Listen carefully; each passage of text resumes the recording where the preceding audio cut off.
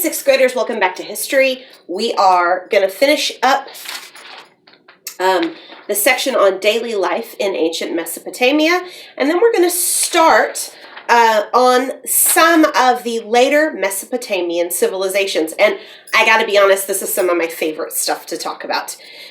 So let's go ahead and get started. We're on page 44 in your book, and we're going to be on page 27 in your SAM, in your student activity manual. So the last thing we have to talk about daily life in Sumer is clothing, which I think is kind of, well, for me, that's always fun. I love clothes and shoes and jewelry and all that kind of stuff. And so for me, it's always fun to see what people wore and how they fixed their hair, the kind of jewelry they had, those kinds of things. So Sumerians made their clothes from what you would expect, wool and flax.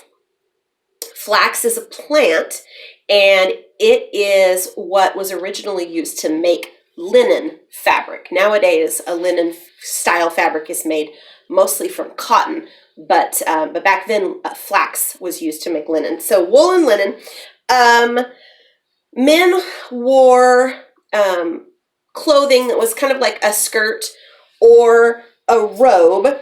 And what's interesting is the robe that you would think about, like if you've seen pictures, in your Bible of maybe the kinds of clothes people wore in the ancient Middle East, that kind of thing, right? So these long, loose, flowing garments, mainly because they were a lot cooler than anything that would be tight around the body, and the Middle East tends to get kind of warm. So the men would have these robes that they would wear, and men would pin their robes together on this side. So it'd be kind of like a Greek toga, kind of draped all around them and pinned on the right shoulder. Women wore similar robes or similar dresses, but they were pinned on the left shoulder. Both men and women would use fringe made out of different kinds of materials as decoration. And men and women both wore jewelry. Necklaces, bracelets, earrings, that kind of thing. Hairstyles, just like they do, nowadays, hairstyles changed with the fashion, with the time. But I want you to look at page 44, and I want you to see the headdress. So the picture of kind of a mannequin picture. She's wearing this headdress that has like these flower things on top of it. That is made out of gold and lapis lazuli, and you can see the jewelry, the necklaces that she has on, again, gold and lapis lazuli, and it looks like carnelian. Very fancy, very pretty. This was a queen's headdress. This was not like an everyday, regular working class person. This is not what they wore. Obviously, this was very expensive, beautifully made, fancy headdress. The other picture I think is really interesting, and that is, it's a mirror. It's made out of polished bronze. And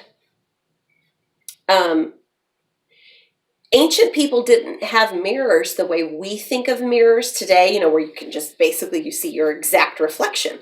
They just would polish bronze or silver or whatever they had, and they would polish it enough that they could kind of see their reflection in it. And so mirrors weren't really great until much, much later, when they figured out how to use glass and put silvering on the back, which is part of what makes a mirror a mirror. So I just wanted you to kind of take a look at that and see that that's how they were able to see what they looked like, which is kind of interesting. Okay, so page 46, we are going to be talking about the Akkadian Empire. And this is the first section on your chart on page 27, is the Akkadian Empire. I really love studying about this. I've read a lot about it. I'm going to try and mainly stick to what's in the book so that you'll be prepared for the test. This is not like a super in-depth class, but I have a lot of books on ancient Mesopotamia. I think it's very interesting. So, when we're thinking about a timeline, the Sumerian civilization began around 3000 BC. One of the reasons that ancient Sumer kept its power was because of its military. I'm going to grab a couple of markers down here real quick. so that I've got them ready because we're going to be writing on the board. And the Sumerians had quite a few different weapons. They had swords, not swords. Swords haven't been invented yet. Spears, axes, clubs, bows, bow and arrow, and chariots. I think it's interesting that their soldiers in ancient Sumer wore copper helmets, so they needed, they knew even then that they needed to keep their heads protected. And then for armor, they had cloaks that were made out of leather, and then they had these kind of metal discs sewn all over the cloaks. Wasn't great armor, but it was pretty good, especially considering the weapons that were coming against them. Spears and clubs and that kind of thing. Arrows. So while really tough leather couldn't protect you from everything, it certainly did offer quite a bit of protection. They also carried shields. Their shields were rectangular shaped, and they would march in a phalanx formation. We'll talk about phalanx more when we talk about the Greeks, but keep that in your head, phalanx. Sumer civilization was not connected to the one true God. They remained polytheistic, and this is, I believe, and I think the Bible bears that out, one of the reasons that civilizations fall is because they turn away from God. Now, I want to take a minute to talk about timeline.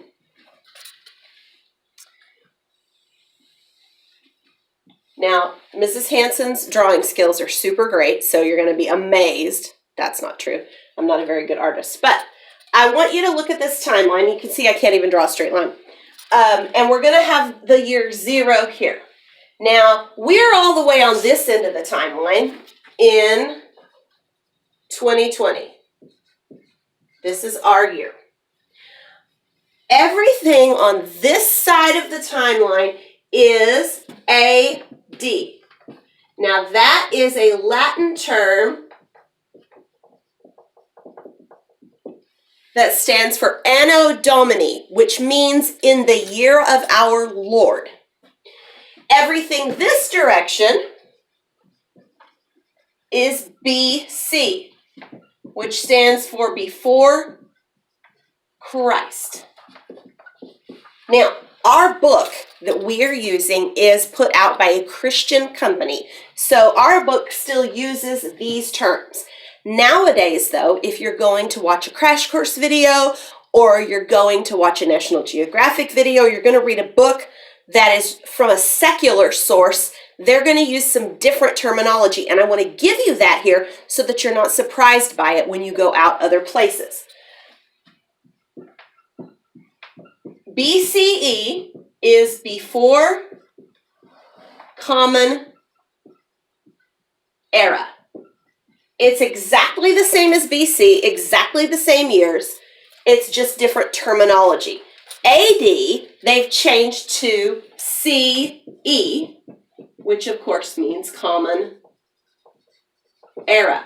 Now, what's funny about this to me is they try to remove Jesus from the timeline, which they did in name, but they did not in practicality because it's still dated from the birth of Jesus. Now, to be fair, the birth of Jesus was actually in more like 1 or 2 AD. They got it wrong when they did the calculations lots of years ago. But this is where we are. This is what we work with. Now, math is a little bit difficult for some people, so I want to put this in your head, and that is that BC numbers work like negative numbers.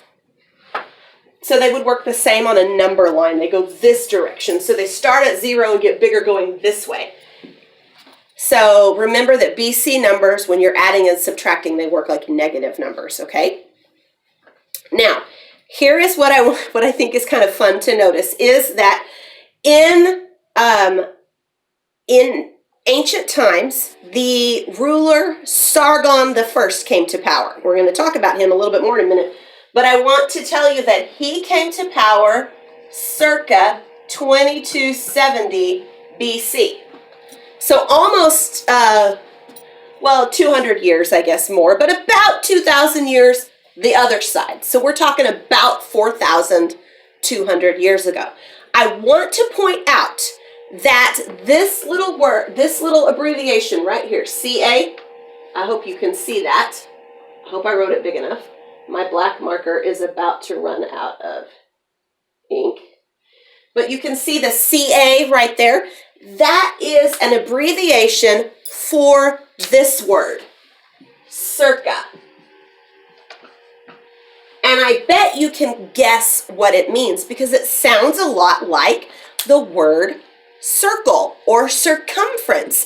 And if you figured that out, you're absolutely right. It comes from, I can't remember if it's Greek or Latin actually now. I think it's Latin. I'll have to go back and look it up. But circa comes from a word that means around. So when you see a date in any history book, any dictionary, any resource, when they say circa or you see this little CA, that means that we don't know the exact date. It's around that time, okay? We get close. Around, about, approximately-ish. That's what that means. And so I want you to know that. So around 2270, so circa 2270, there was a ruler named Sargon the First, and he came to power. You'll see on page 46 a photograph of a bronze mask looking thing. And this is a depiction, historians believe, of Sargon the First. He came to power in a city called Kish. I'm going to erase this because I'm going to be writing a little bit more on the board. I know I don't usually do that, but I had too much to write, so I needed to couldn't include it all in one thing, so I did it separately. Okay, so Sargon came to power in the city-state of Kish, and then he began conquering these other city-states. And Sargon created what historians agree was the very first known empire. Now, there might have been empires in other places in the world, but historians and archaeologists believe that this one was the first. So when you look at your SAM on page 27, and it says the civilization was the Akkadian Empire, okay? Let's talk about that. Sargon built the city of Akkad and made it his capital. So that's what you're going to write under capital is Akkad. A-K-K-A-D. Akkad. And of course, we already know that the main leader of this empire, the one that we want you to remember, was Sargon the First. So that's what you're going to write in the main leader box. What did he do? What were they known for? Well, the Akkadian Empire went all the way from the Mediterranean Sea to, not the Mediterranean Sea. Well, yes, the Mediterranean Sea, but all the way down to the Persian Gulf to northern Mesopotamia. It was pretty big. Not as big as some of the empires we're going to study later. Definitely not as big as the Roman Empire or Alexander the Great's empire, but pretty large. And he was a really interesting ruler. Some of the things that they did, when he came through and conquered all of these other city-states, the Akkadians were not dumb.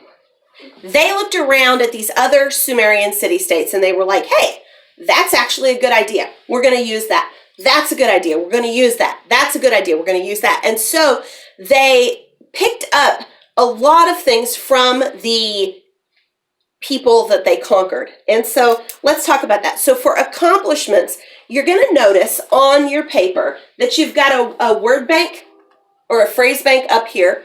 And for all the accomplishments, you'll cross off these as you use them. You're only going to use each one once. So yes, all of these civilizations had farming techniques, but which civilization was most known for that?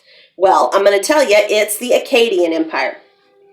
So some of the things they used from other civilizations would be, first of all, cuneiform writing.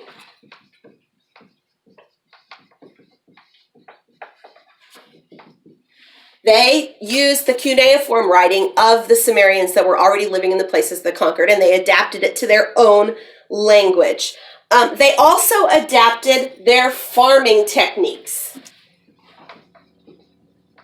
They used the farming techniques of the people that they conquered. So when we talk about crop rotation, or we talked about irrigation, canals, the plow, some of those different things, the Akkadians were like, hey, that's a great idea. And they borrowed it, they used it, they assimilated it into their own culture.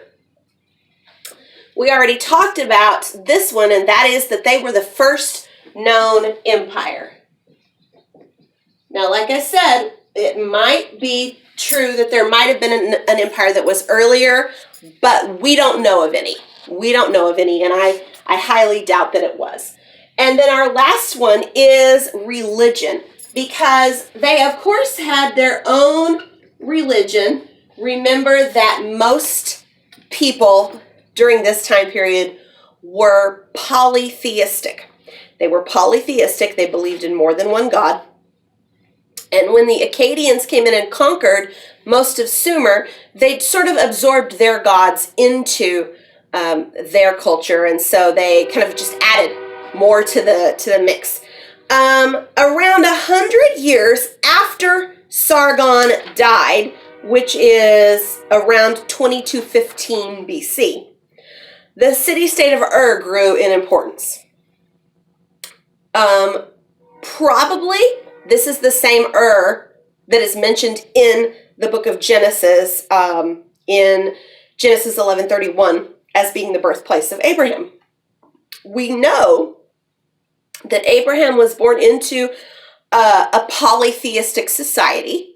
So we know that his family, his people, they were polytheistic. They believed in more than one God. And so when God spoke to Abraham, Abraham didn't just have to leave his own family and his own country. He had to leave a culture. He didn't just go to a new city. He had to leave his family. He had to leave his friends. He had to leave his hometown. He had to leave his culture and follow God into a lot of unknown things, including monotheistic religion.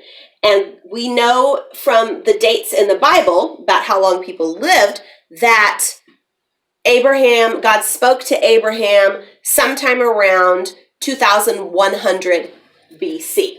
I don't have the timeline up there anymore. Around 2100 BC. It was a whole way of life. When Sargon the First when Sargon the First died, his empire began to weaken. That's going to kind of be a theme you're going to see over and over again. Is that you get one man who is a great leader and a great conqueror. And by the way, great does not mean the same as good. Okay, Sargon was a great leader. I don't know that he was a good man, but he was an excellent leader, and his empire began to fall apart after his death.